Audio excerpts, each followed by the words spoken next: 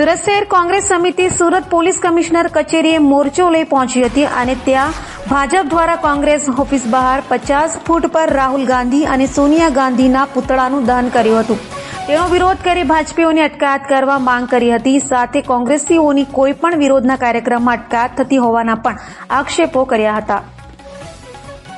સુરત શહેરમાં પોલીસ દ્વારા કાયદો અને વ્યવસ્થાની સ્થિતિ જાળવવા માટે વાલા દવલાની નીતિ અપનાવતી હોવાના આક્ષેપો સુરત શહેર કોંગ્રેસ દ્વારા કરાઈ રહ્યા છે। સુરત કોંગ્રેસ દ્વારા સુરત પોલીસ કમિશનર કચેરીએ પહોંચી આવેદનપત્ર આપી જણાવાયું હતું કે ભારતીય રાષ્ટ્રીય કોંગ્રેસ પક્ષ દ્વારા જ્યારે પણ સુરત શહેરમાં સરકારની લોકહિત વિરોધની નીતિ કે લોક પ્રશ્નોને ઉજાગર કરવા માટે સરકાર વિરોધી કોઈપણ કાર્યક્રમ આપવામાં આવે તો સુરત શહેર પોલીસ દ્વારા કાયદો અને વ્યવસ્થાના નામે કોંગ્રેસ પક્ષના કાર્યકરોને આગેવાનો સામે કાયદાકીય કાર્યવાહી કરી ધરપકડ કરવામાં આવે છે। જ્યારે ભારતીય જનતા પાર્ટી દ્વારા કોઈપણ પ્રકારની મંજૂરી વિના લોકહિતને નેવે મૂકીને કાર્યક્રમ કરવામાં આવે તો પણ તેમની સામે કોઈ પણ પ્રકારની કાર્યવાહી કરવાના બદલે પોલીસ દ્વારા તેમને પ્રોટેક્શન આપવામાં આવે છે। ગત 17 એપ્રિલના રોજ ભારતીય જનતા પાર્ટીના સુરત શહેર પ્રમુખ સહિત આગેવાનો દ્વારા માનનીય લોકસભામાં વિરોધ પક્ષના નેતા રાહુલ ગાંધી તેમજ ગંગા સ્વરૂપ શ્રીમતી સોનિયા ગાંધીનું પુતળું બાળવામાં આવ્યું હતું, જેની સામે પોલીસ દ્વારા મૂક પ્રેક્ષક બની અને તેમને પ્રોટેક્શન પૂરું પાડવામાં આવ્યું હતું, જેનો સુરત શહેર જિલ્લા કોંગ્રેસ સમિતિ સખત વિરોધ કરે છે અને તાત્કાલિક ધોરણે પુતળા દહન કરનાર ભારતીય જનતા પાર્ટીના પ્રમુખ સહિત આગેવાનો અને કાર્યકરો સામે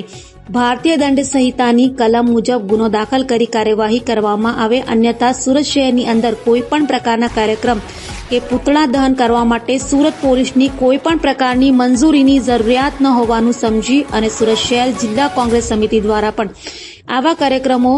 સરકાર તેમજ પોલીસની સામે આપવામાં આવશે, જેની સંપૂર્ણ જવાબદારી સુરત શહેર પોલીસના વડા તરીકે આપવાની રહેશે, તેમ જણાવ્યું હતું। ધનસુખ ભગવતી પ્રસાદ રાજપૂત સુરત શહેર કોંગ્રેસ સમિતિ દ્વારા આજ રોજ ગત તારીખ 17/4/2025 ના રોજ ભારતીય જનતા પાર્ટી દ્વારા ભારતીય જનતા પાર્ટીના પદાધિકારીઓ મેયર સહિત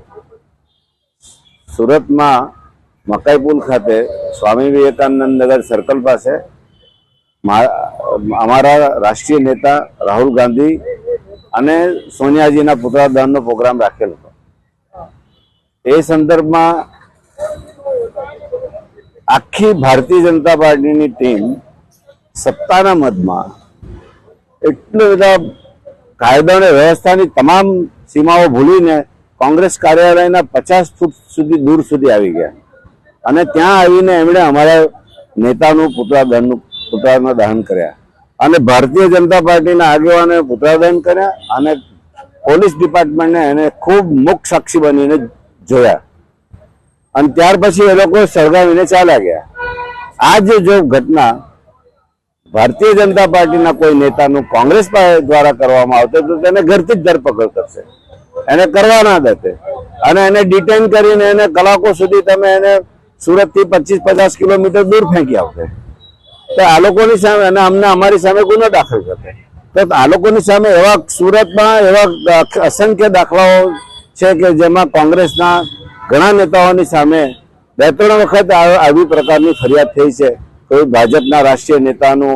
પુતળા દહન કર્યું ત્યારે। તો આની સામે બી તમે અમારું બી કહેવું છે કે અમારા રાષ્ટ્રીય નેતા છે, તમે આ લોકોની સામે કેસ કરો, ગુનો દાખલ કરો અને ધરપકડ કરો। તમે એક તરફ કોંગ્રેસ સાથે કડક વલણ અપનાવો છો, કાયદો અને વ્યવસ્થાની વલણ અપનાવો છો અને બીજી તરફ ભાજપ સાથે તમે